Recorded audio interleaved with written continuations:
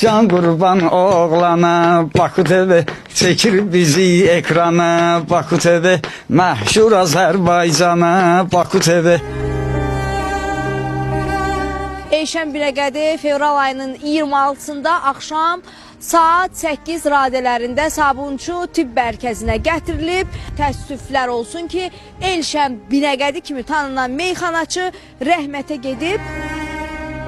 Nurlan mənə zəng elədi. Nurlan ki, bəs xəbərin var.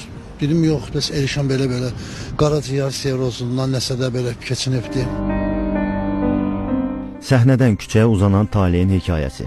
Bir vaxtlar toyların, məclislərin ritmini dəyişən bir səsi bugün torpağa tapşıran belə tapılmır. Bir neçə məşhur meyxanası ilə tanınan meyxanaçı Elşən Binəqədi.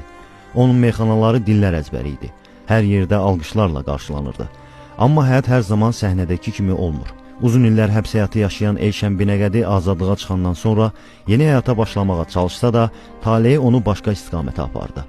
İçki asıllığı, dağılan ailə, itirilən münasibətlər və nəticədə küçə həyatı. Baku TV-nin əməkdaşı Arzu Kəlbi onun həyatından bəhs edən veriliş hazırlayarkən Elşəni bu ağır şəraitdən uzaqlaşdırmağa çalışmış, ona yeni başlanğıc üçün imkan yaradılmışdı.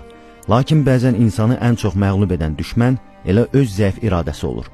Buradan müraciət edən bütün gənclərə, cavanlara, pis vərdişlərdən uzaq dayanaq, pis vərdişlərdən uzaq olaq. Beləliklə Elşən yenidən küçələrə qayıdır və bu dəfə öldüyü günədək. Son illərini plastik qablar və dəmir toplayaraq keçirən meyxanaçı bir vaxtlar oxuduğu misralardan uzaq düşmüşdü.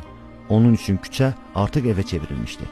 Təəssüf ki, həyat ona son şansı vermədi. Elşən Binəqədi ağır xəstəlik, qaraciyər serozi ilə mübarizə aparırdı. Səhhəti günbəgün pisləşdi və bir vaxtlar alqışlanan sənətçi səssiz şəkildə tək-tənha həyatdan köçdü. Onun nəşi isə günlərlə morqda qaldı. Sanki taleyi kimi tənha. Bir zaman qapını açıb gələrdim, indi öz qapımı açan gərəkdir.